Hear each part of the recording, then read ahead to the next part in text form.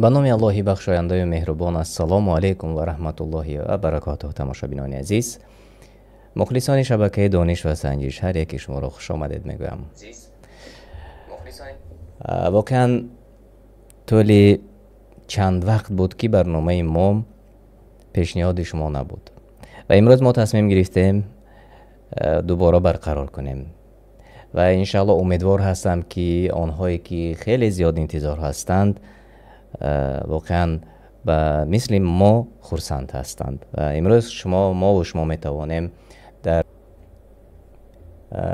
мебинам ки баъзан хуб сабабҳои техникӣ мешавад ва барномаи мо шояд гоҳе канда мешавад, чун эфири мустақим аст. иншаалло мо ин ҳолатро дуруст мекунем. хуб тамошобинони азиз, ман шумо хоҳиш мекардам наворо паҳн кунед то дигарон дӯстони шумо, ҳама онҳое ки мехоҳанд дар барномаи мо иштирок кунанд пайваст шаванд ва онҳо низ тавонанд хуб истифода баранд аз ин барнома ва тавонанд дар барномаи мо иштирок кунанд. хуб ман як ҷиҳати техникиашро дигар кардам. иншаалло умедвор ҳастам ки намечаспад. хуб зери чат навишта кунед агар ки ҳамаш хуб бошад, агар шумо моро хуб садоямонро мешунавед, наворо хуб тамошо мекунед, иншаалло баъдан мо оғоз хоҳем кард. навишта кунед зери чат агар ки ҳамаш хуб бошад. ман низ ин лаҳзаҳо эфирро нигоҳ мекунам. агар ки ҳамаш хуб бошад давом диҳем. хуб садоро пастар мекунем. бале, умедвор ҳастам ки ҳамаи шумо онҳое ки дохили барномаи мо ҳастед тамошо мекунед. онҳое ки дар шабакаи Қуръон дастурамали инсон моро тамошо мекунед, марҳамат дохил шавед ба шабакаи дониш ва санҷиш. ман ин лаҳзаҳо модераторро гуфта будам, агар фаромӯш накунанд, силкаи барномаи дониш ва санҷишро дар шабакаи Қуръон дастурамали инсон дар канали дониш ва санҷиш мепартоянд, то ки шумо ба дониш ва санҷиш ворид шавед, чун барномаи мо дар шабакаи дониш ва санҷиш мешавад иншаалло. хуб онҳое ки медонанд аллакай барномаи Каҳутро гирифтанд барои худашон дар телефони худашон ва тайёр ҳастанд, биёед худи ҳозир ман хуб силкаи коди аввалини барномаро пешкаши шумо мекунам, то ки тавонед ба барнома дохил шавед. 306 048 марҳамат, ана ҳамин аст коди аввалини имрӯзаи барномаи мо. дохил шавед ва барнома, яъне чӣ гуна дохил мешаванд. аксарият мепурсанд ки ба мо фаҳмонед чӣ гуна дохил шавем. дар телефони мобилии худатон kahud.it навишта мекунед ва баъде ки kahud.it навишта кардед, як барнома чуноне ки шумо дар рӯи экран ин лаҳзаҳо мебинед, ин гуна мебарояд. хуб ба ҷои пин-код, яъне пин-код навишта шудааст, ба ҷои он пин-кодро дар телефонтон менависед ва ба худатон ном тахаллус интихоб мекунед ва ворид ба барнома мешавед. онҳое ки дар Русия ҳастанд, як бори дигар кӯшиш кунед, чун пештар вақти барномаро мо оғоз карда будем, солҳои аввали он аз Русия бисёр дохил мешуданд, аммо баъдан аз онҷо нашуд дохил шуда. аз ин хотир иштирокчиҳо дар дохили барномаи мо хеле кам шуданд ва мо низ барномаро қатъ карда будем ва умедвор ҳастам ки имрӯз чунин нест. имрӯз шояд осонтар бошад, шояд ҳамагон даромада тавонанд, умед мекунем. аз ин хотир шумо ҳам кӯшиш кунед, тамошобинони азиз, дохили барнома шавед ва мебинем чанд нафар метавонанд. хуб онҳое ки аз Россия ҳастанд, як бор пайваст шуда медидед, оё метавонед дохил шудан ё не? Қосим Одилён, машаалло, Муҳаммад, Ҳориса, Умми Кулсум, хуш омадед ҳамаи шумо, онҳое ки дохил ба барномаи мо шудед. пас аз чанд лаҳза иншаалло оғоз мекунем. бубинем боз онҳое ки мехоҳанд дохил шудан гиранд ва мо Саидҷон пурсиданд чӣ гуна дохил шавем. خب کهود نقطه ای ت نوشته میکنید.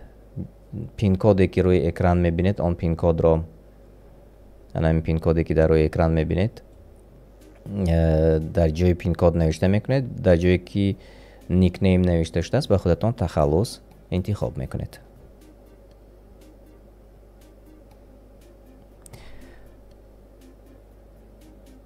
خب یک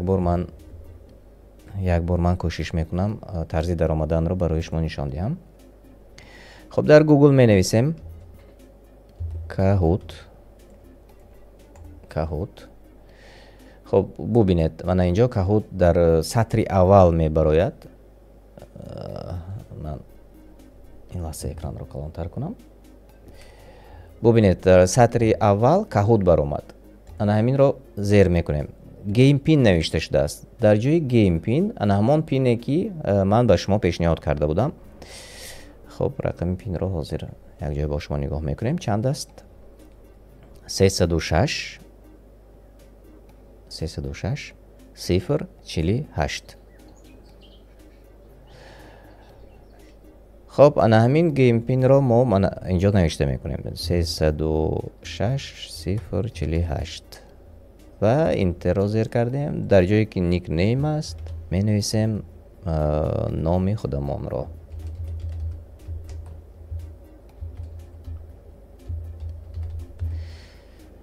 خب خیلی وقت شد که برنامه نکردیم. مثل چنین تماشابینان عزیز این گونه می شود. این گونه شما می توانید به برنامه وارد شوید.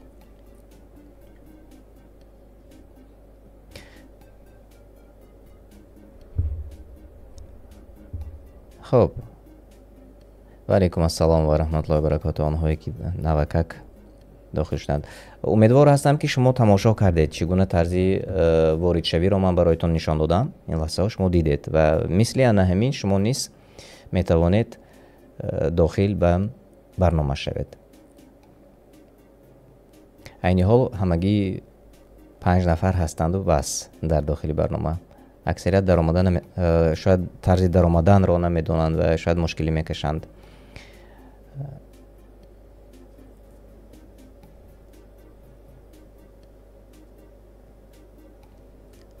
خب ماشاءالله خوش آمدید.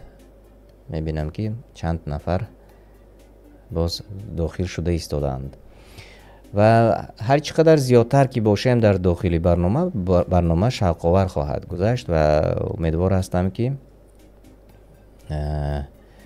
شما میتوانید داخل شده. بعضا از تلفن همین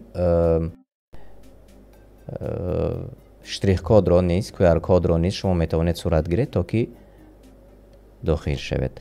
خب اینجا نوشته کردند که در آمده نمیتوانم، یعنی که به فکرم از روسیه تا حال نمیشده است داخل شدن. خیلی خوب این معلومات را نیز پیدا کردیم. خب VPN آنهایی که از روسیه میخواهند داخل شوند در آینده باید که VPN برای خودشان در تلفنشان داشته باشند، چون به واسطه VPN به فکرم داخل شده می شود.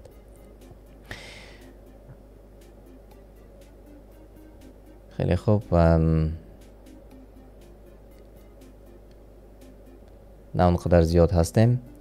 انتظار شویم تماشابینان عزیز در چت نوشته کنید یا اینکه آغاز کردن گیریم برنامه را. آنهایی که چند نفری که ما رو تماشا میکنند شما نیز کوشش میکنید برای در آمدن داخل میشوید یا اینکه ما آغاز کنیم شما در زیر چت می نویسید جواب های خودتان رو.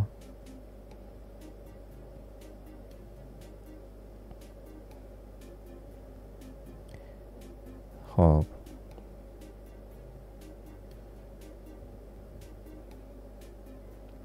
بیایید سر میکنیم و آنهایی که دیرتر می آیند آنها کوشش میکنند و حرکت میکنند و داخل میشوند.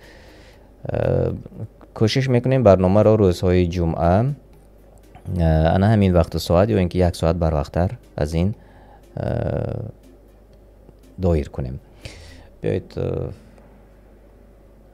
قسمت اول برنامه دانش و سنجش.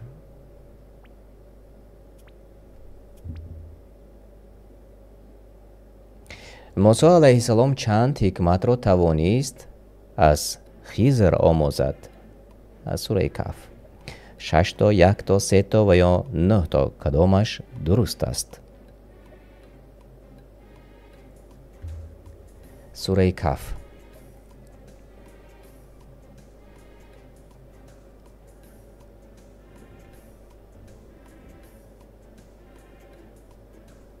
خب 30 ثانیه وقت داریم و در داخل 30 ثانیه وقت البته چند نفر جوابهای خودشان رو برای ما پیشنهاد کردند و بله 3 نفر جوابهای درست گفتند. بله 3 حکمت را موسی علیه السلام توانست از خضر آموزد. اینک در چت نیز اکثریت جوابهای درست گفتند. بله عبدالله، ام کلثوم، خب بابا خان و جوابهایتان درست بود. نصرالله نیست ماشاءالله. خب آنهایی که در جای اول هستند شما روی اکران میبینید. دوام میدهیم. سوال 2. حکمت اول کدام از این هاست؟ کشتن یتیم، سوراخ کردن کشتی، ساختن دیوار، گرفتن مزد کار، کدامش؟ حکمت اولی که موسی علیه السلام آموخته بود، کدامی از آن وریانت هایی که شما میبینید؟ کشتن یتیم، سوراخ کردن کشتی و یا ساختن دیوار و یا گرفتن مزد کار، کدامش درست است؟ 30 ثانیه وقت و جواب های درستی شما الکی. بله و همگی 1 نفر جوابی درست گفتند. سوراخ کردن کشتی بود جوابی درست. خب شرح می شود. آنهایی که بله نصرالله شما جوابی درست گفتید. فرها جوابی درست گفتید. قادر درست گفتید. شهنازه یتیم و درست گفتید. به شرحش انشاءالله در قسمتی در همین برنامه انشاءالله می رویم. آنهایی که در جایهای اول هستند شما می بینید. ماشاءالله. امیدوار هستم که صدای من چون نمیشنوم، صدا به فکرم بلند نیست. نه درست است. خب سوال 3. حکمت دومی که خضر به موسی علیه السلام نشان داد کدام بود؟ ساختن دیوار، ویران کردن خانه ها، کشتن پسر و یا سر دادن ماهی، کدامش درست است؟ حکمت دومی که خضر به موسی نشان داد کدام بود؟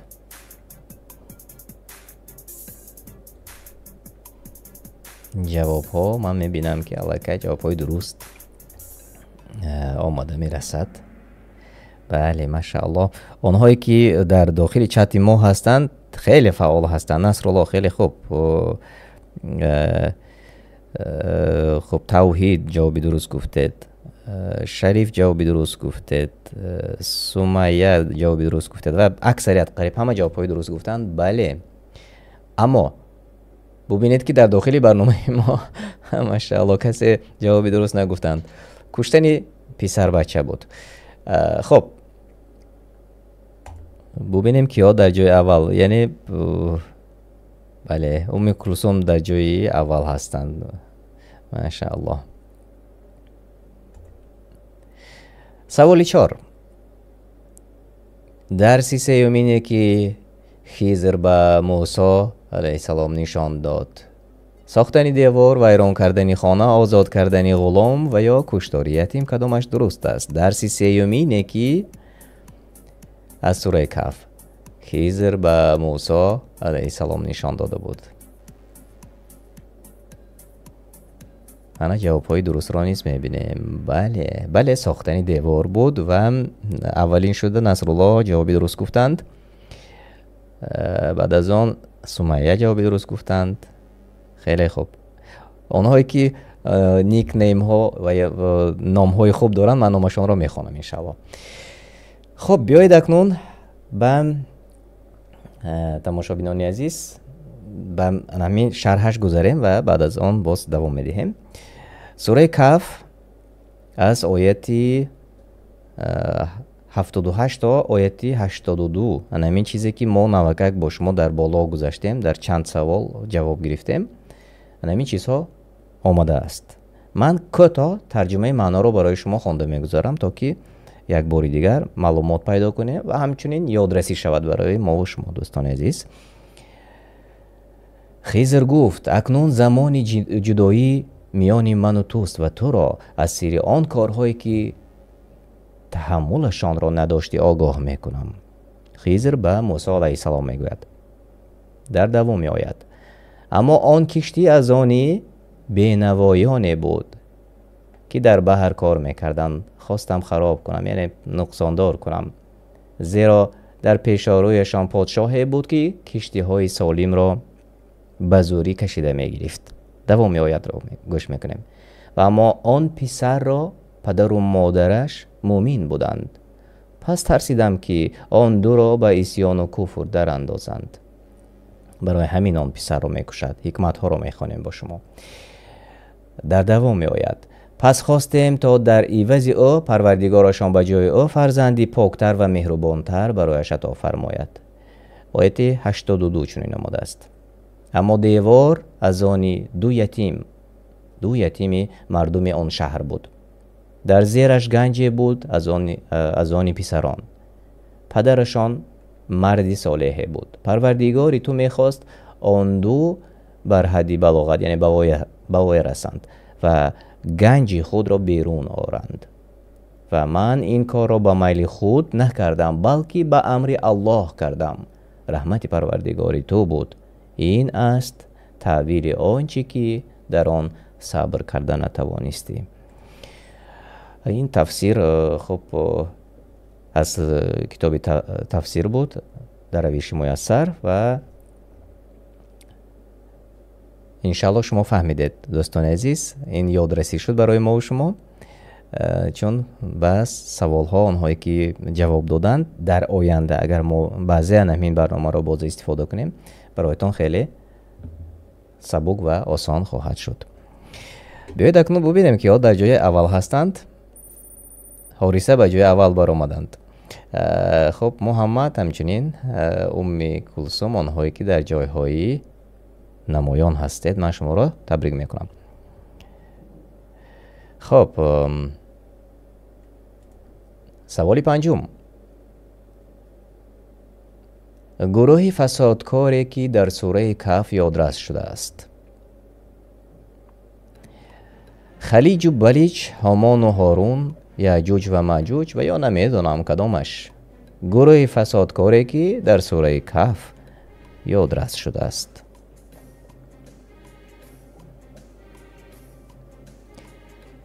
ҷавобҳои шумо тамошобинони азиз.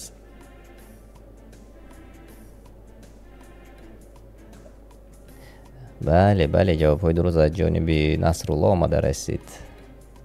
умми кулсум, ҳамчунин тавҳид, бале, баракат, ислам. ҷавобҳоятон дуруст аст. бале, яъҷуҷ ва маъҷуҷ, ҳамчунин қариб ки ҳама 6 нафар аз 6 нафар 5 нафар ҷавобҳои дуруст гуфтанд дар дохили барномаи мо. бале, дар бораи гурӯҳи фасодкор, яъҷуҷ ва маъҷуҷ дар сураи Каф ёдрас шудааст. инак онҳое ки дар ҷойҳои аввал ҳастанд, шумо рӯи экран мебинед, мо давом медиҳем. боз дар бораи кадом подшоҳ дар сураи Каф ёдрас шудааст. вариантҳо дар инҷо ҳаст, мебинем бо шумо. зулфиқор, билқис, шуайб ва ё зулқарнайн. кадомаш дуруст аст? боз дар бораи кадом подшоҳ дар сураи Каф ёдрас шудааст?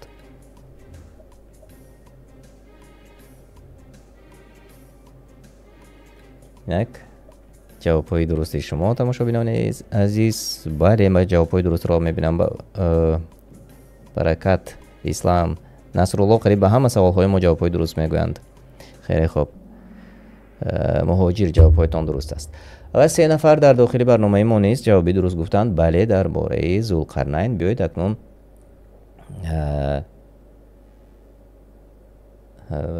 мебинем дар сураи Каф ояти 83. тарҷумаи маъно و کوتاه این ترجمه معنا رو من برایتون میخونم تماشابینان عزیز و بعد از آن دوام دادن میگیریم انشالله.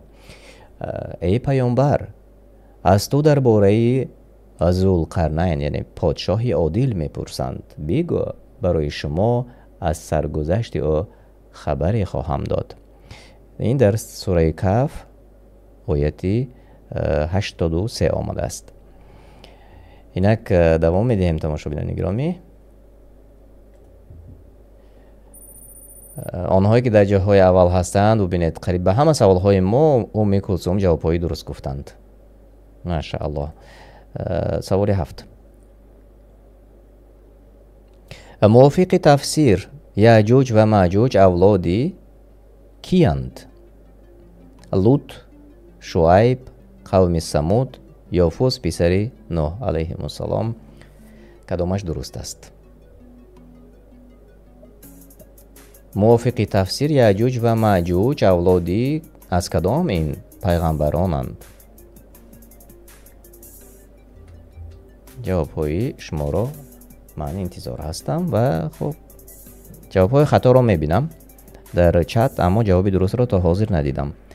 همگی یک نفر، بله یک نفر همگی جواب درست گفتن در داخل برنامه ما. یافوس پسر نوح علیه السلام، همچنین خب شریف جان درست گفتند. یک نفر در داخل چت ما نیست. بیاید میبینیم میخونیم. خب در سوره کهف آیه 94 گفتند ای ذوالقرنین، همانا یاجوج و ماجوج در این سرزمین فساد میکنند، پس آیا برای تو مزدی را مقرر کنیم تا تو میان ما و آنها دیوار بسازی؟ و از تفسیری بغوی در آن آمده است که این دو گروه امتان فسادکار از اولاد یافوس پسر نوح علیه السلام می باشد، از تفسیری بغوی. و خب آنهایی که جوابهای درست گفتند و به پیش برآمدند من شما را تبریک میکنم و شما روی اکران ما میبینید که ها در جاهای بهترین هستند. تبریک میکنم شما را، واقعا رقابت خوب است تماشابینان عزیز. دوام میدهیم. سوال آخران: آیا یاجوج ماجوج از دیواری ساخته ذوالقرنین بیرون میبرایند؟ سوال: هرگز نمیبرایند، با وقتی معین میبرایند، به ما معلوم نیست، نمیدونم کدامش درست است. موافقی سوره کهف آیه 98 کدامش درست است تماشابینان عزیز؟ اینک سوال های واقعا عجیب است و گویا که میدانیم اما نمیدانیم، و یا گویا که میخوانیم کتاب رو اما معنیش رو درک نمیکنیم. این یادآوری از تماشابینان عزیز، اما من جوابهای درست رو میبینم. خیلی خوب، خیلی خوب، ماشاءالله. ببینید در داخل برنامه ما نیست اکثریت جوابهای درست گفتند. بله، با وقتی معین میبرایند. اکنون نظر میکنیم به یادرسی و نظر میکنیم به سوره کهف آیه 98. ذوالقرنین گفت این دیواری که من ساختم رحمت بود از جانب پروردگار من، و چون وعده پروردگار من در رسید آن را زیر و زبر کند و وعده پروردگار من راست است. یعنی چون یاجوج و ماجوج برایند، یعنی با وقتی معین، الله تعالی خودش میداند. ما و شما تنها از استفاده سوره خواندیم و آنهایی که نمیدانستند معلومات باز پیدا کردند. اکنون بیایید قسمت خوبی برنامه ما آمده رسید تماشابینان عزیز. میبینیم که بهترین جا نصیبی کدامی از تماشابین ما گردید. جای سوم قاسم عادلیان مبارک باشد و همچنین جای دوم امید و جای یکم و بهترین با 7276 خال کلثوم مبارک باشد. حارثه و محمد نیز در بهترین جایها قرار داشتند. من شما را صمیمانه تبریک میکنم. بهترین رقابت بین ما و شما بود تماشابینان عزیز و واقعا من همین قسمت رو خیلی دوست می‌دارم. یک بار دیگر بیاید تماشا کنیم آنهایی که برد کردن در برنامه ما. متاسفانه نتوانستم. یک بار دیگر من میخواستم که آن رو برای شما نشان دهم چگونه برد کرده بودند. خب تماشابینان عزیز، من این لحظه قسمت دیگر رو آماده میکنم و اگر شما راضی باشید قسمت دیگری بازی رو گیم پین نش رو من اعلام میکنم و بعد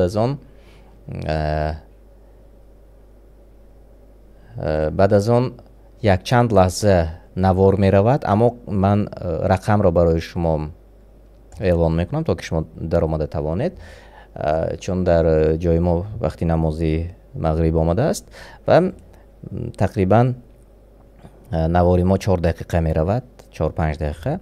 شما تماشا میکنید و داخل شدن میگیرید به داخل برنامه، یعنی انتظار شوید داخل شده و ما دوام میدهیم برنامه را. 319 خب اگر خطا نکنم، بله 319 77 68 این است گیم پین در برنامه ما. مرحمت داخل شوید و پس از چند لحظه دیگر من نیز وارد میشم. بیاید همین رقم را من در چت نوشته کنم تماشابینان عزیز و نوار رو برای شما پیشنهاد میکنم تا که شما داخل شده توانید. هم یک بهره میبریم، همچنین باز یادرسی میشود برای ما. من یک چند نوارهایی که بسیار من خودم نیز دوست میدارم تماشایش را، از این خاطر آن را برای شما پیشنهاد میکنیم انشاءالله. در چت من نوشته میکنم گیم پین را 319 77 68 گیم پین، این گونه با زبانی تاجیکی خودمان. خیلی خوب، 319 77 68 انا همین است گیم پین و پس از نماز مغرب انشاءالله 5 دقیقه پس انشاءالله باز برمیگردیم و برنامه رو دوام میدیم. و دیگران نیز فرستاد نوارو، دیگران نیز داخلی برنامه ما شوند و من این لحظه خب یک نوارو برای شما انشاءالله پیشکش میکنم و بعد از آن امیدوار هستم که شما داخل شدن میگیرید تا آمدن ما. خب صدای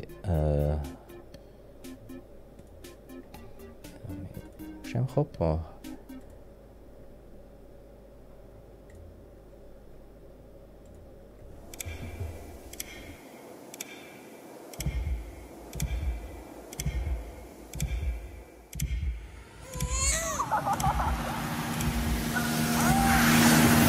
ألهاكم التكاثر حتى زرتم المقابر كلا سوف تعلمون ثم كلا سوف تعلمون كلا لو تعلمون علم اليقين لترون الجحيم ثم لترونها عين اليقين ثم لتسألن يومئذ عن النعيم.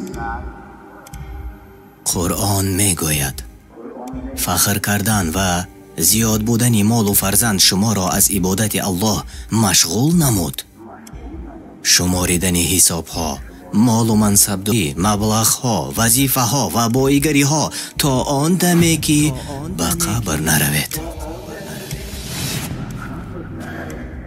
اندیشه کنید که ای باری آخیر در جنازه بودید. مادری خود را دفن کردید، پدری خود را یا بابای خود را تغار را گر کردید، یا یگان دوست را یا همسر را یا شوهر خود را به خاک سپاریدید. به یاد بیار کی بار آخر در سر قبر بودی؟ کی؟ زمان آن عزیزت را می دیدی که خنده می کرد یا گریه می کرد؟ زنده بود، کیبر می کرد، بای و با سواد بود، رد کننده و متکبر بود. هر گناهی که نبود مردم در جنازه چی می کردند؟ وقتی که وی را به تابوت گذاشتند با کفنش، مردم چی کار می کردند؟ مگر لطیفه می گفتند یا رقص می کردند؟ یا قرصک زنان سرود می خوندند؟ نه. آرامی و سکوت مرگبار، اندوه و درد. برای آن که هر کس که در این مراسم بود با دیدن تابوت مرده را فکر نمی کرد، بلکه اندیشه اولش یک روز نه یک روز در جای وی من می شوم. الله تعالی می گوید زیادی مال و فرزند شما را مشغول ساخت. شما زبان درازی میکنید، کار میکنید تا ثروتمند شوید، خانه ها میخرید، ماشین های و شرکت ها. چی کاری که نمیکنید آن زمانی که به شما آفریدگار را، دین را، حیات را، اخلاق را یادرس میشوند شما وقت ندارید. میگوید من وقت ندارم، مشغولم، عموما به الله باور ندارم. این چی تکبری است؟ تا آن دمی که به گورها رسیدید و در آنجا دفن شدید، وقتی که در قبرستان قرار گرفتید و اگر شجاعت دارید و اگر جرأت کردید به نزد قبر رفته به خود سوال دهید مگر همین آخر 50-60 سال در مبارزه و سعی و کوشش، فتنه و فریب، در زیناکاری و دست درازی، پریشانی در کار و با همین تمام تقدیر من همین، مرا نیز به این چقوری می فرارند. از این برمی آید که بعد این و بعدی که مردم از قبرستان می روند همش تمام. اما چی با وی؟ همانی که در داخل قبر. به ما و شما معلوم که مرگ مثل خواب، مردن مثل خواب است. جسد تو دیگر نیست، جسد مرد و روح ترک کرد جسم را، اما فهم و شعورت همان جاست. واقعا ما و شما برادر و خواهران کفن کردن و به قبر ماندن را میفهمیم. ما میفهمیم روح جسم را ترک گفت، دیگر نمیتوان فریاد زد، نمیتوان مراجعت کنی بگویی که مرا ترک نکنید. اما تو میشنوی، تو میبینی، ولی جنبیده نمیتوانی. اینک اکنون در انا همین قبر جراحی حقیقی آغاز می شود.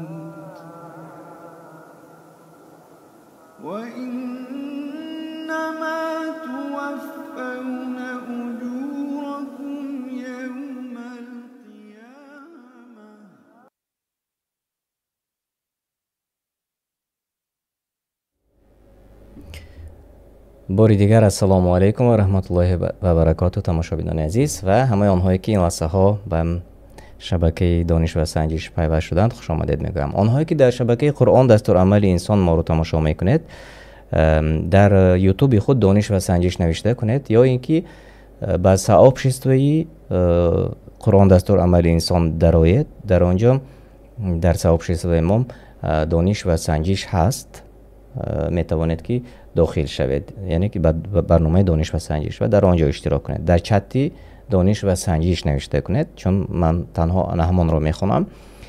ва тамошобинони азиз, онҳое ки мехоҳед моро дастгирӣ кунед, барномаи моро мехоҳед خب سرپرستی برنامه ما شوید در شبکه‌های ما هم در قرآن دستورالعمل انسان و همچنین در شبکه دانش و سنجش هست، جایی که سپانسر نوشته شده است، سپانسیروید کانال نوشته شده است.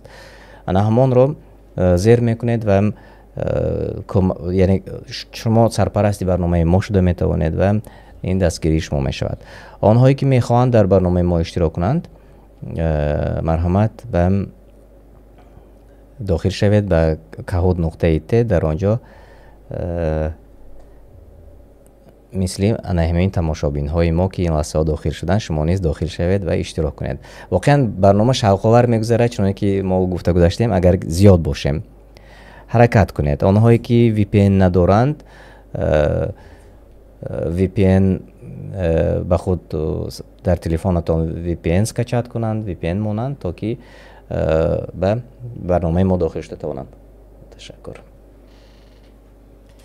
خب برنامه ما چقدر که شما این لحظه تماشا میکنید افیری مستقیم است. شما در افیری مستقیم ما رو تماشا میکنید، یعنی هر جایی که شما تماشا میکنید شما در افیری مستقیم ما رو تماشا میکنید، یعنی خودتان میتوانید که در برنامه ما اشتراک کنید. اینک این قسمت رو نیز آغاز میکنیم و میبینیم اگر که شوق‌آور گذرد باز موافقی خواهش های شما تماشابینان عزیز شاید که دوام دهیم. خب من قسمتی دیگری برنامه رو این لحظه آغاز میکنم. چت رو نیز میبینیم که مردم چقدر هستند و چه ها می نویسند. کدام از این پیامبران را ماهی فرو برد؟ موسی علیه السلام را، یا اینکه عیسی را، یا اینکه یوسف را، یا اینکه یونس علیه السلام؟ کدامش درست است؟ کدامی از این پیامبران را ماهی فرو برد؟ جواب های درست در چت ما از جانب ام کلثوم اولین شده آمد، همچنین نصرالله چون همیشگی، علی عمر جواب هایتان بله درست بود و قریب همگی جوابی درست گفتند. بله، یونس علیه السلام را ماهی فرو برد و البته شما همه در خاطر دارید و اگر خواهید باز هم یک بار دیگر از آیت های قرآنی یادآوری می شویم، چون درس می شود برای ما و برای شما. ببخشید من اکران رو خب کلانتر میکنم تا که شما خوبتر دیده توانید. بله، در سوره صافات بود در آیت 142 یک یادآوری: پس ماهی او را فرو برد و در حالی که لایق سرزنش بود. درباره یونس علیه السلام آمده است و در آیت 141 آمده است: موج از هر طرف کشتی را احاطه کرد، پس قره زدند اهل کشتی تا که بار کشتی را سبک نمایند و کشتی غرق نشود و یونس در قره مغلوب شد و او را به بحر پرداختند. و این یک یادآوری بود. بیایید اکنون دوام میدیم. آنهایی که در جاهای اول هستند شما روی اکران میبینید. ماشاءالله، الله پاداش نیکتان دهد. بهترین رقابت. سوال 2: کدامی از این پیامبران را آتش نسوزاند؟ ابراهیم، اسماعیل، شعیب و یا نوح علیهم السلام. کدامش درست است؟ همه جوابی درست را گفتند. بله، حاجت و شرح هم نیست تماشابینان گرامی. در واقع همه شما ماشاءالله از این قصه با خبر هستید و اگر خواسته باشید یک بار دیگر ما و شما یادرس میشویم، چون غیر از مثلا دانستن، دیروز من با پسرچه خود صحبت میکردم و درباره بعضی سوال ها میدادم و گفتم که شرحش را آیا میدونید چی است؟ یعنی سوال های عادی، حتی درباره مثلا گاهی می شود که درباره طهارت کردن صحبت میکنیم، اما برای چی طهارت میکنیم و از کجا آمده است؟ چرا؟ آیا دلیل از قرآن است؟ و دیروز این گونه سوال ها کردیم و شرحش را جستیم و واقعا بسیاری ما یک چیزی عادی میتواند، یعنی طهارت کردن یک چیزی عادی است، اما وقتی میپرسید اکثریت جوابی درست نمیگویند که از کجا آمده است. آیا از سنت است یا اینکه در قرآن کریم آمده است؟ و واقعا از یک موضوع به موضوع دیگر گذشتیم و به هر حال سوره مائده آیه 6 را چند روز پیش خب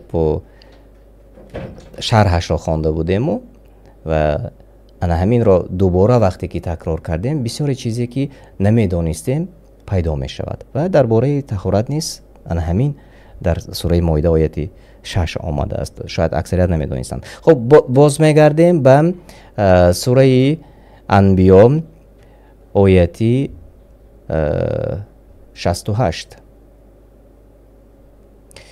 خب در سوره انبیا درباره ابراهیم علیه السلام و چگونه ای که ابراهیم علیه السلام را آتش نسوزاند درباره همین در همین سوره یادآوری شده است و خب آنهایی که میخواهند میتوانند البته یک باری دیگر آن را خوانند. بیایید اکنون آنهایی که چت را نیز من نگاه میکنم ماشاءالله خیلی خوب تماشابینان عزیز فعالتر باشید و نوا رو به دوستان خودتان، به آنهایی که شما دوست می‌دارید روان کنید، آنها نیز پیوست شوند به ما، آنها نیز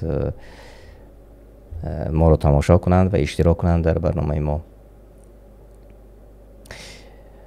در سوره انبیا آیه 68 چون حق ظاهر شد و حجتشان باطل گشت گفتند اگر می‌خواهید کاری بکنید او را بسوزانید و معبودان خود را نصرت دهید. او را کی را؟ ابراهیم علیه السلام را در نظر داشتند. گفتم ای آتش بر ابراهیم سرد و سلامت باش. یعنی پس ابراهیم علیه السلام ضرری از آتش ندید. این یادآوری در سوره یک بار دیگر تکرار میکنم انبیا آیه 68 آمده است. خب دوستان عزیز ما و شما دوام میدهیم. آنهایی که در جایهای اول هستند شما روی اکران میبینید ماشاءالله. سوالی 3 2 مراتب خالی زیاد میگیرد. قبر پیامبر صلی الله علیه و سلم در کدام شهر است؟ سوالی عادی و آسان است. مدینه، مکه، ایران و یا عراق، کدامش درست است؟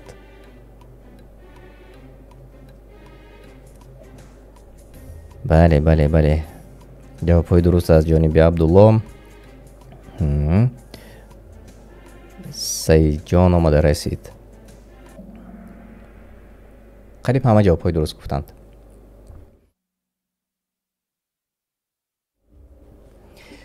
و خب بله در شهر مدینه رسول الله صلی الله علیه و سلم قبرشان در شهری مدینه است و جوابی درست همین بود. قریب همه جوابهای درست گفتند. آنهایی که در جاهای اول هستند شما میبینید. سوالی 4 قوت بزرگی دعا برای شفا از بیماری از حیات کی بود؟ یعنی علی ابن ابو طالب، ایوب علیه السلام، ادریس و یا ابو بکر الله از وی راضی باشد، کدامش درست است؟ قوت بزرگی دعا برای شفا از بیماری از حیات کدامی از همین وریانت ها بود؟ ماشاءالله ام کلثوم، عبدالله، سعید جان، بهروز همتون جوابی درست گفتید و در داخلی برنامه ما 4 نفر جواب های درست گفتند ولی 3 نفر نمیدونم برای چی علی ابن ابو طالب را انتخاب کردند. اما ایوب علیه السلام جوابی درست است و البته شما قصه را در یاد دارید. این هم از سوره انبیا است. قصه پیامبران. خیلی دوست می‌دارم تماشابینان عزیز، گاهی میشد که قصه های پیامبران رو میخوندیم و باور کنید دیگر انسان راحت میکند وقتی میخواند. و خب بیایید یک بار دیگر یادرس میشویم ترجمه معنی رو. سوره انبیا آیه 83. و یاد کن ای رسول که ما ایوب را به بیماری بزرگ امتحانش کردیم که اهل و مال و فرزندش از دست رفتند. پس صبر کرد و امیدی ثواب کرد. آنگاه که پروردگارش را ندا داد و من بیماری و رنج رسیده است و تو مهربان ترینی مهربانی، پس مرا شفا ده. از تفسیر سعدی آمده است. و آنهایی که جایهای بهترین را سزاوار شدند این لحظه شما میبینید در روی اکران ما. و قریب همه در داخلی برنامه ما زیر چت جوابهای درست میگویند. هوا شما راضی باشد ماشاءالله. بهترین. دوام میدهیم. به سوالی چند رسیدیم؟ 5. جینها برای کدام پیامبر خدمتگزار بودند؟ داوود، عیسی، سلیمان، ابراهیم علیهم السلام. کدامش درست است؟ همگان جواب درست گفتند به جز یک نفر. بله، جینها در خدمت سلیمان علیه السلام بودند. خب چت ما یگان جوابی خطا نداشت، همه جوابی درست می نویستند، همه جوابی درست گفتند. ماشاءالله. بهترین. یادآوری میشیم قصه رو یا اینکه دوام میدهیم تماشابینان گرامی؟ در دو آیات آمده است در سوره، بلکه زیادتر هم در سوره انبیا.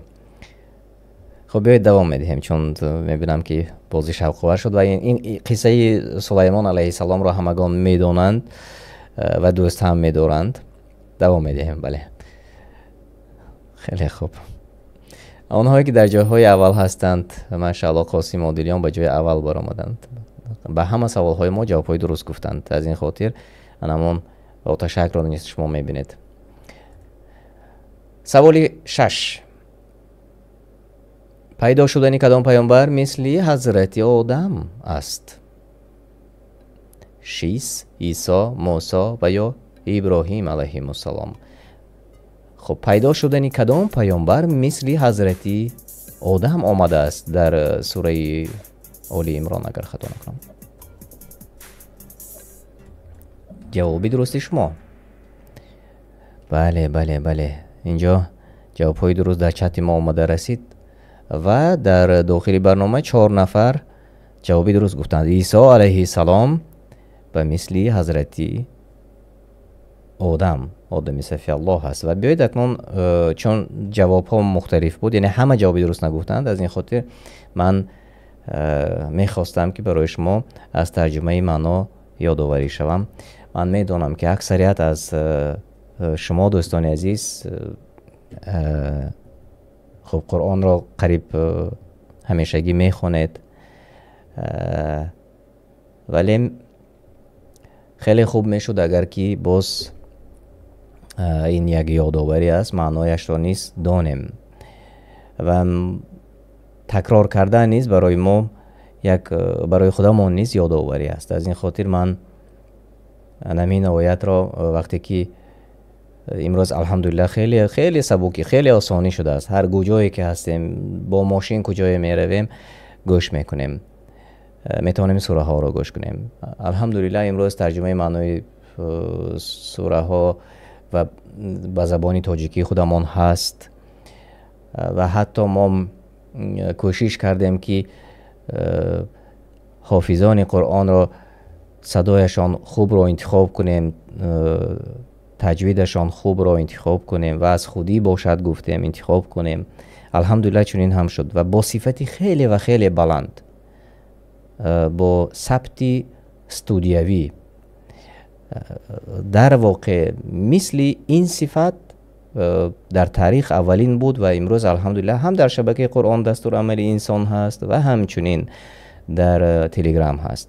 اون چیزی که اودیویی است در تلگرام است، آن را شما حتی اینترنت نداشته باشید هم میتوانید گوش کنید، در ماشین، در مترو،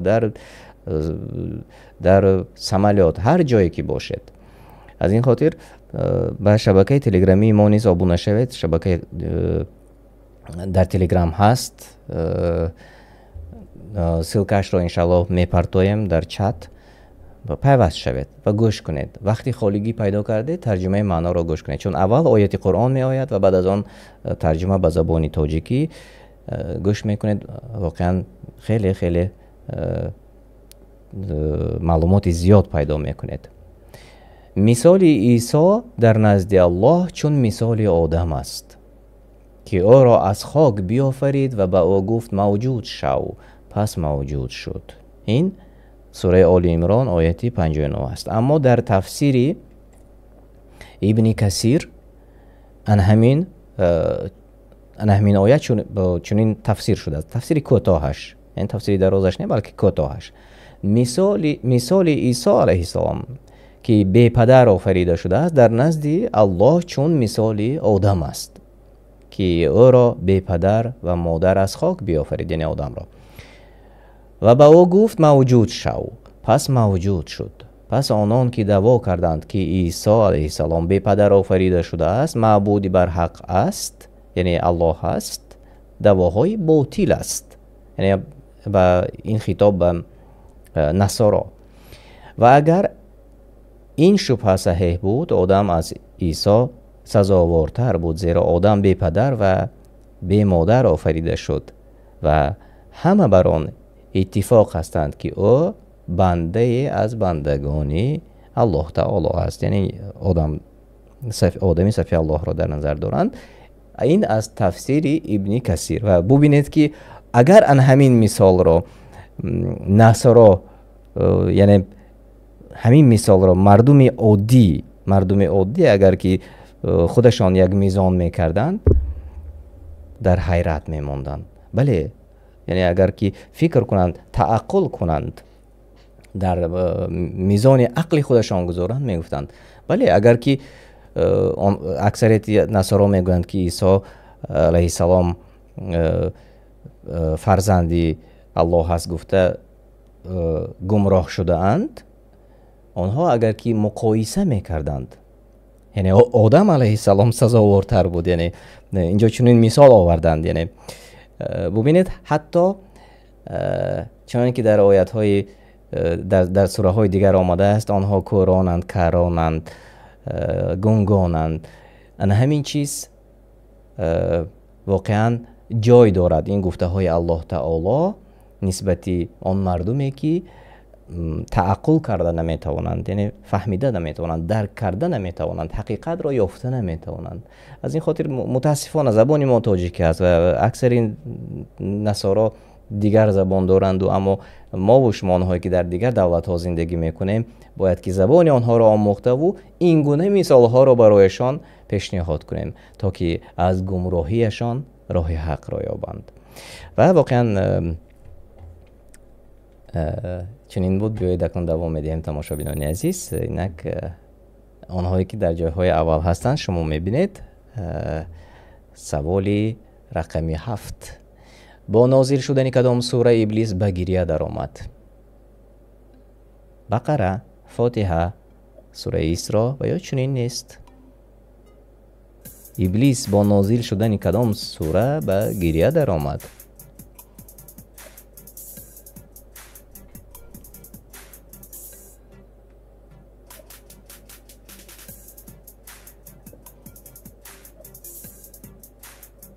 جوابهای خطا را دیدم، اما میره از جوابی درست گفتند. ماشاءالله. بله، سوره فاتحه و در داخلی برنامه ما 3 نفر جوابهای درست گفتند. سوره فاتحه.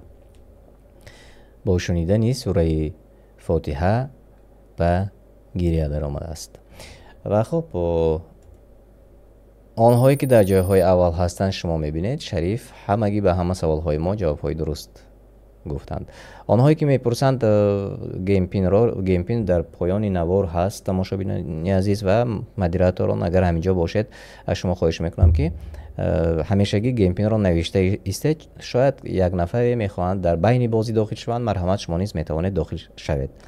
خب سوال آخران 2 مراتب خالی زیاد میگیرد. کدام آفت طبیعی اسرائیلی ها را که میخواستند الله را ببینند نابود کرد؟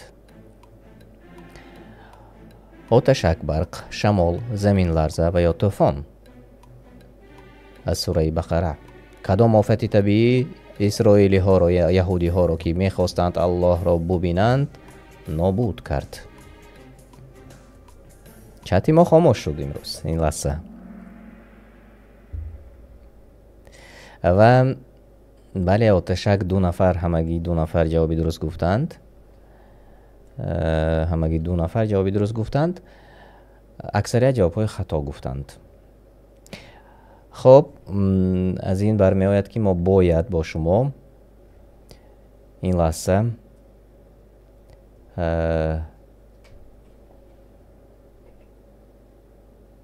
یک آیت را باز یادرسی شویم و بعدا دوام میدهیم انشاءالله. خب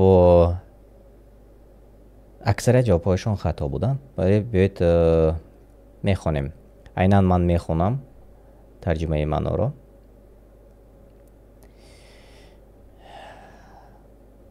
و به یاد آر آنگاه که الله فرمود ای عیسی من تو را میمیرانم و به سوی خود بالا برنده ام و تو را از دست کسانی که کفر ورزیدند نجات میدهم و کسانی را که از تو پیروی کردند بر کسانی که کفر ورزیدند تا روز قیامت برتر قرار میدهم. سپس بازگشت شما به سوی من است. پس در آنچه اختلاف میکردید درباره عیسی علیه السلام میانتان حکم میکنم. اما آنان که کافر شدند از یهودی ها و یا کسانی که در تعریف عیسی از حد گذشتند، یعنی از نصارا، آنها را در دنیا به قتل و گرفتن مال و رفتن ملک در آخرت به آتش سخت عذاب خواهم کرد و برایشان مددگاران نیست که آنان را از عذاب الله برهاند.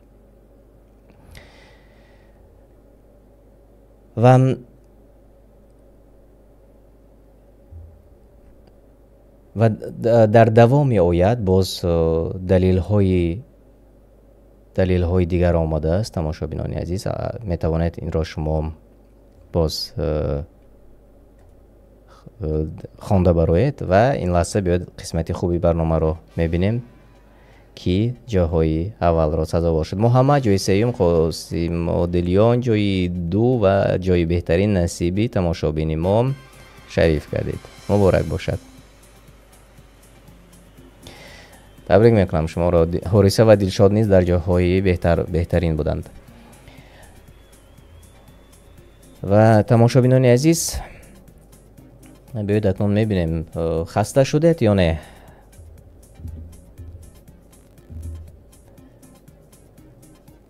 خب اگر خسته شده باشید تماشابینان عزیز جنب بحث میکنیم و اگر نه یک قسم دیگر باز برایتان من پیشنهاد میکنم. خب قریب 1 ساعت می شود برنامه ما. خب همگان می خواهند. بهترین اگر که شما خواسته باشید ما انشالله برنامه را دوام می دهیم. خب ما یک قسمت دیگر این لحظه آماده می کنم و گیم پین را برای شما پیشنهاد می کنم و آماده باشید. انشاءالله کوتاه‌تر میکنیم تا که خسته کننده نباشد و باز هفته دیگر آینده روز جمعه انشاءالله به برنامه را پیشنهادتان خواهیم کرد انشاءالله. خب گیم پین را روی اکران میبینید. مرحمت داخل شوید. آنهایی که دوست می‌دارند دانش و سنجش را، آنهایی که دوست می‌دارند شبکه دیگری ما قرآن دستورالعمل انسان را، شما میتوانید به شبکه های ما آبونه شوید. و آنهایی که بینهایت سخت دوست می‌دارند سرپرستی شبکه‌های ما را گیرید. یعنی شما سرپرست می‌شوید و شما می‌توانید از بعضی نوارهای ما از دیگران دیده پیشتر تماشابینش باشید. و باز بعضی نوارهای مخصوص هست فقط برای سرپرستانی برنامه. و وقتی شما در یوتیوب داخل می‌شوید، در جایی که سپانسرز و نوشته شده است، سپانسرز و کانال، اونجا برای هر مثلا یک نفری هست که خیلی زیاد میخواهد که خیر کند یا خیلی زیاد میخواهد که کمک کند، اونجا مبلغ های معین هست و آنهایی که مثلا مقرری هستند و میخواهند که دستگیری ما رو کنند، مرحمت حتما سرپرستی را با عهده گیرید، چون این از همون مانیتیزاسیون ها خیلی خوب است، چون از همون رکلام های فحش ها دور میشویم. خیلی کمک برای ما هم میشد، چون نیاز داریم برای آماده کردن برنامه ها، برای پرداخت کردن مبلغی تنظیمگران. از این خاطر آنهایی که میخواهید دستگیری کنید حتما سرپرستی شبکه های ما شوید، خواه در دانش و سنجش و یا خواه در قرآن دستور عمل انسان، هرچی برای شما معقول باشد. و خب علاقه داخل شدند آنهایی که داخل شدند این لحظه ها، ما دوام میدیم انشالله. خب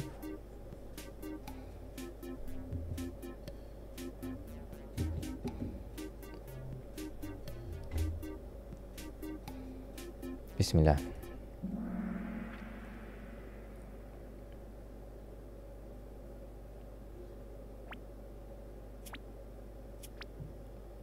سوال اول: هرچی را صدقه یا نذر کرده اید الله به آن آگاه است. از کدام سوره است؟ بقره آیت 270، نیسا 69، انعام آیت 1 و یا اخلاص آیت 2. هرچی را صدقه یا نذر کرده اید الله از آن آگاه است. از کدام سوره است؟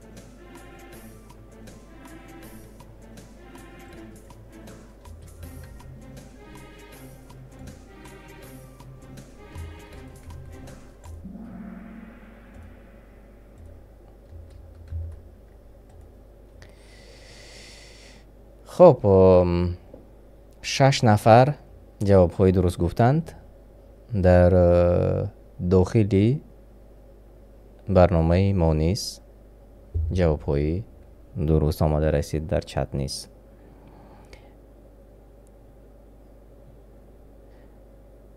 و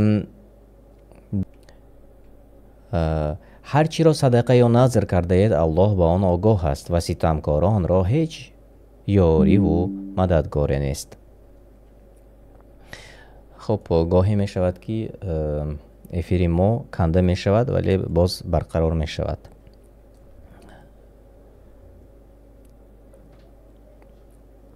قریب همه جواب های درست گفتند در چت نیست. تماشابینان عزیز بیایید به سوالی دیگر میگذاریم. سوالی 2: یادرسی کلمه به معنای الله بزرگترین است کدام از این؟ تفسیر، تکبیر، طواف و یا تسبیح کدامش درست است؟ یادرسی کلمه با معنای الله بله الله بزرگترین است و قریب همه جواب درست گفتند. بله تکبیر است بدون شرح.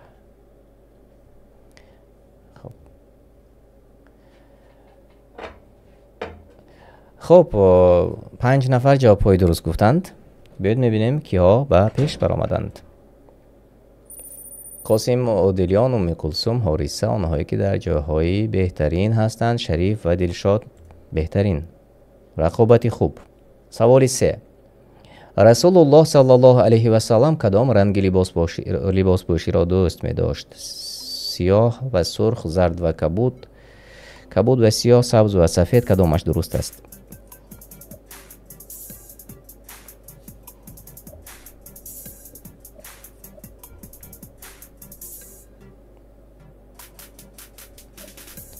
خب чатро ман дигар фурсат накардам ки хонам. Бале 7 нафар ҷавобҳои дуруст гуфтанд, сабзу сафед. Бале хеле хуб, тамошобинони гиромӣ давом медиҳем. онҳое ки дар ҷойҳои аввал ҳастанд, ҷойи ивазкуниро мебинед.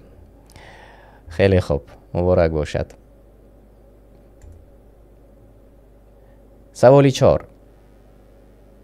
мусалмон метавонад ба ғайри мусалмон ба шавҳар барояд? Савол: оё метавонад мусалмон ба ғайри мусалмон ба шавҳар барояд? ман аст, албатта метавонад. макрӯҳ аст, агар ширк накунад мумкин. кадомаш дуруст аст? мусалмон зан метавонад ба ғайри мусалмон ба шавҳар барояд?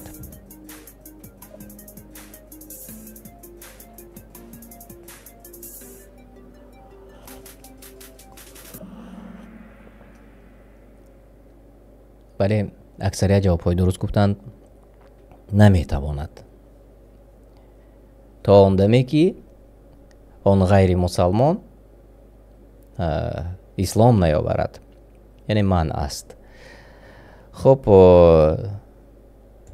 киҳо ҷавобҳои дуруст гуфтанд ва киҳо дар ҷойҳои аввал ҳастанд, шумо дар рӯи экран мебинед. хуб, рақами код 605 76 37. 605 76 76 37. хуб, рақами код ана ҳамин аст ва мо ба саволи дигар мегузарем. тамошобинони гиромӣ,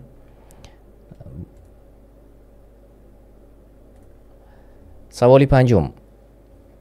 қабри паёмбар саллаллоҳу алайҳи ва саллам дар кадом шаҳр аст? як бори дигар такрор. чӣ гуна мо ҷавоби дуруст мегӯем аз барномаи қаблӣ? вариантҳоро шумо мебинед. варианти дуруст, ранги дурустро шумо дар телефонатон зер мекунед то ҷавоби дурустатон пайдо шавад. ҳама дар чати мо ҷавобҳои дуруст мегӯянд тақрибан. ва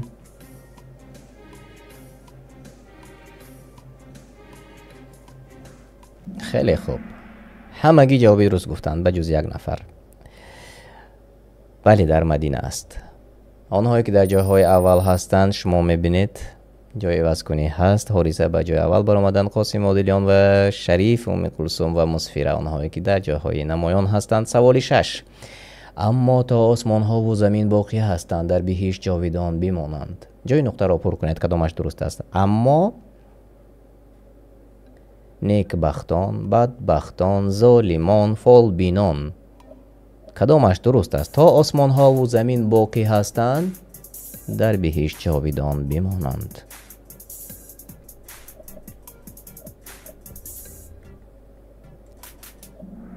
сураи ҳуд ояти 108.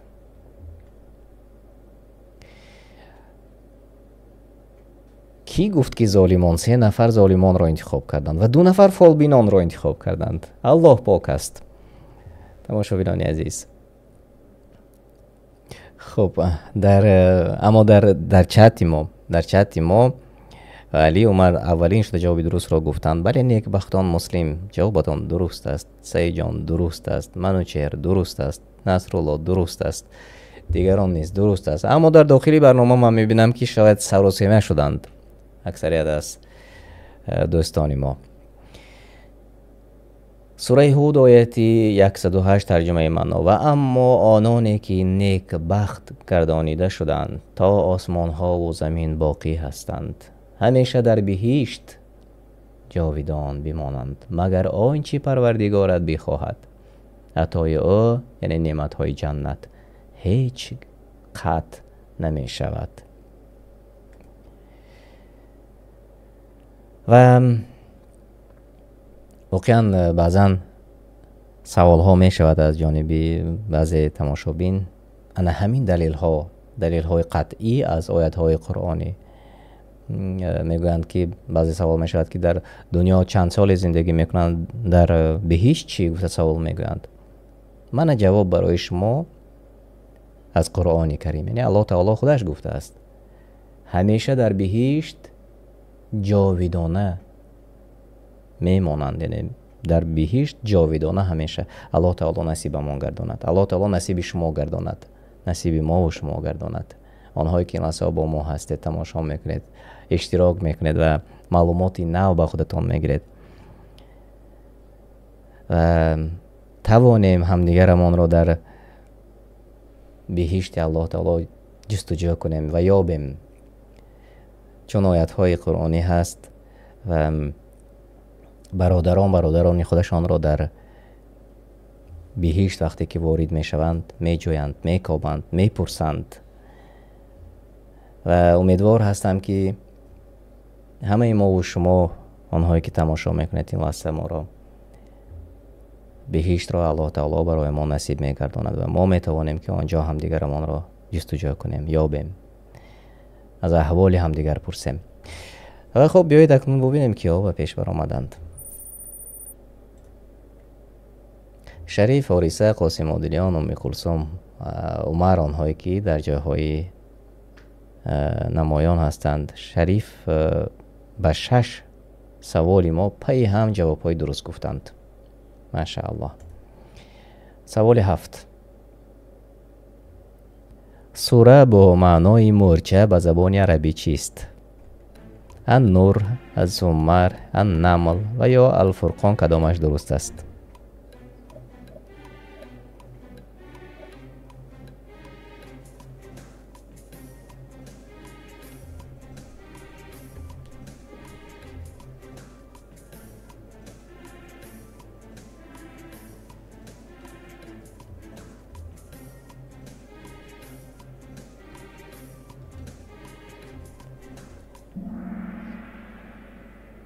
بله و همگی جوابهای درست گفتند.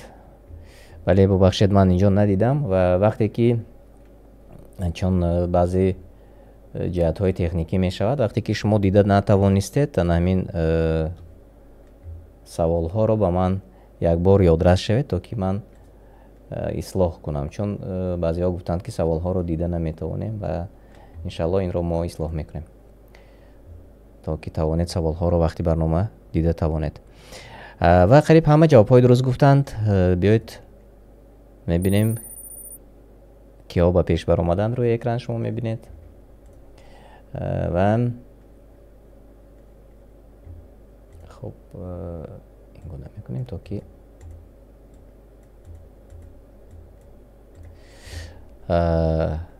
به سوال آخر میگذاریم.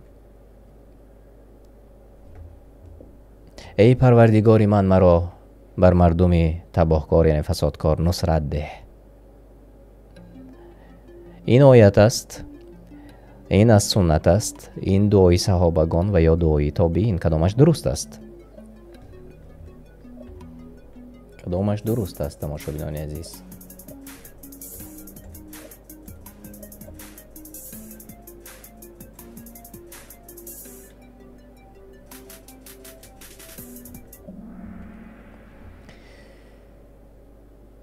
خب بله چند نفر گفتند. هر کسی که گفتید این آیت است درست جواب گفتید و 2 نفر تنها در داخل برنامه ما گفتند ای پروردگار من، مرا بر مردم تباهکار یعنی فسادکار نصرت ده. این آیتی قرآنی است، از سوره عنکبوت آمده است، آیتی 30. بیایید یادرس میشیم چون اکثریت جوابشان خطا بود و فکر میکنم که در همین لحظه آخرین خب جای عوض کنی شد، چون که تنها 2 نفر جواب درست گفتند، اکثریت جوابهایشان خطا بود. و در سوره عنکبوت آیتی 30 ترجمه معنا گفت، یعنی لوط علیه السلام، ای پروردگار من، مرا بالای مردم فسادکار با فرود یعنی با فرود آوردن عذاب بر بالایشان نصرت ده. پس الله دعایش را اجابت کرد. و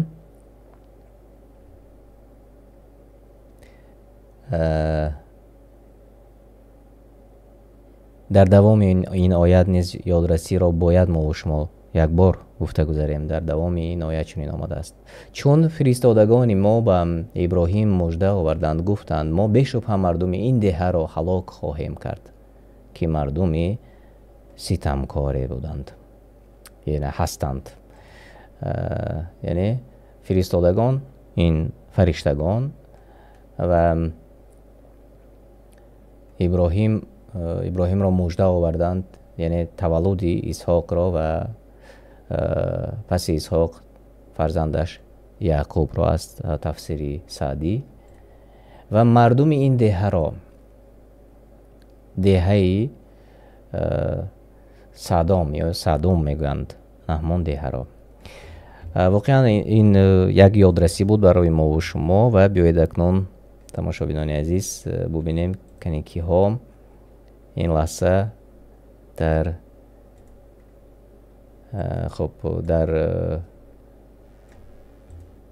این قسمتی برنامه ما جاهای بهترین را سزاوار گشتند. تماشا میکنیم. جای سیوم نصیب قاسم آدریان مبارک باشد، بهترین. آریسا جای دوم مبارک باشد. جای اول نصیبی شریف کردید با 8848 خال. ام کلثوم و مصفیره نیز در جاهای نمایان بودید. شما را نیز صمیمانه تبریک میکنم.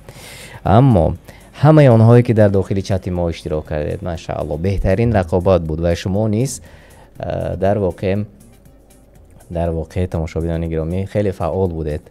الله پاداش نیکتان دهد و این رقابت واقعا رقابتی خوب هم بود. الله از شما راضی باشد. شبکه ما خیلی وقت شد که خاموش بود و الحمدلله من امروز باز ما و شما با کوشش ها با تلاش ها توانستیم که برقرار کنیم. و اگر دوست دارید ما را، دوست دارید شبکه ما را، برنامه ما را، مرحمت ابونه شوید و به دیگران نیز فرستید و انشاءالله هفته دیگر ما باز برنامه دانش و سنجش را پیشکش شما خواهیم کرد تا که شما توانید در آن اشتراک کنید و در رقابت با ما باشید. و همین VPN را برای خودتان پیدا کنید، چون اکثریت از روسیه اشتراک میکنند، چون تماشابینی ما اکثریت در مهاجرت در روسیه هستند. VPN پیدا کنید که خود را یک بار سنجیده بینید در تلفن موبیلیتان یا در کامپیوتر خودتان. اگر که کار کرد انشالله صفی ما زیاد شود، صفی اشتراکچیان، برنامه خیلی و خیلی جالب خواهد گذشت و من امیدوار هستم که تا هفته آینده شما کوشش میکنید که طرزی داخل شدن به برنامه رو پیدا کنید و تا آخری دیگر خانه آباد و سربلند باشد. اهلی پیوندان شما رو و خود شما رو الله تعالی در پناه خودش نگه دارد. و السلام علیکم و رحمت الله و برکاته.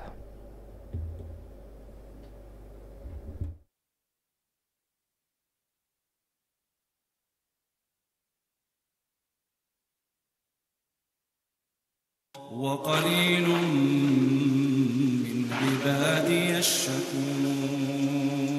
مسافر و غریب حقیقی نه آن که به روسیه یا یمن و سوریه می رود، اما همانی که به کفن پیچانیده بالای تابوت می برند. غریب است.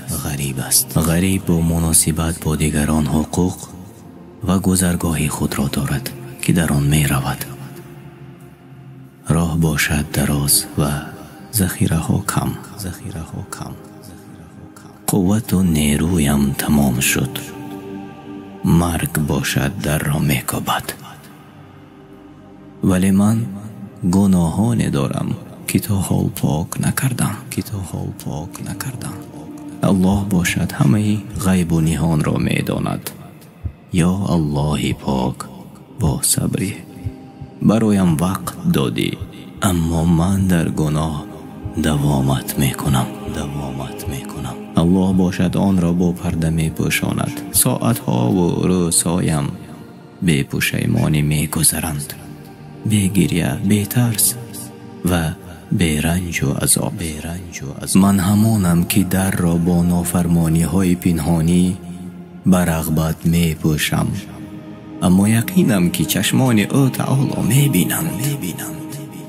وای بر من در این لحظه که آنچه پنهان می کردم در نامه اعمالم نوشته گردد. وای بر آن که در دلم باقی مانده و وجدانم را عذاب می دهد. مرا بگذارید با آن روحم که به آخر با آن خاطره های گذشته و پشیمانی در عذاب باشم. گویا که در احاطه پیوندانم باشم، ناتوان در بستر خواب و دستانشان مرا از یک طرف به طرف دیگر می گرداند. دکتر را آوردند که مرا طبابت کند، اما برایم دوای نیافت. دردم زیاد شد و مرگ بیرحمانه از تمام اعضای بدنم روحم را می کشید. جانم را آه گرفت و تلخی آه و آب دهانم را درک کردم. جسدم را پوشانیدند و با ناامیدی رفتند. برای خریدن کفن رفتند و هر کسی که به من نزدیک بود با شتاب مرده‌شوی را می کفت و می گفت ای مردم، ما مرده‌شوی خوب و سزاوار و دانا را می جویم. نزدم آدمی آمد و لباسم را بدر کرد و با من تنها بماند. منی بی حرکت را روی میز ماندند و با آب بدنم را پاک میکرد. 3 بار مرا بشست و به مردم امر کرد که کفن را بیارند. لباس من آن شد که آستین ها نداشت و ذخیره ام گیاه های خوشبوی بود که در داخل کفن انداختند. مرا از این دنیا راندند. وای بر من، چگونه دهشتناک است براه برآمدن به ذخیره. 4 نفر مرا در کتف خود برای آخرت می بردند و دیگران در قفا. مرا نزد محراب ماندند و خود رفتند. امام جنازه را خواند، نمازی که در آن رکوع و سجده نیست. مرا آهسته به درون قبرم فراوردند. یکی از آنها مرا به قبرم نهاد و رویم را کشاد و از چشمانش اشک جاری شد که ریش‌هایش تر شد. خاک را بالایم پاشیدند. دهشت مرا فرا گرفت که چی در پیش مرا انتظار است. در پیش منکر و نکیر چی میگویم؟ ترس فراگیرم شد. لحظه ای که آنها را فکر کردم، مرا شناندند و سوال و جواب را آغاز کردند. نیست غیر تو ای الله کسی دیگر و کسی غیر تو که مرا نجات بخشد. رحم کن از رحمتت مرا و امید ببخش.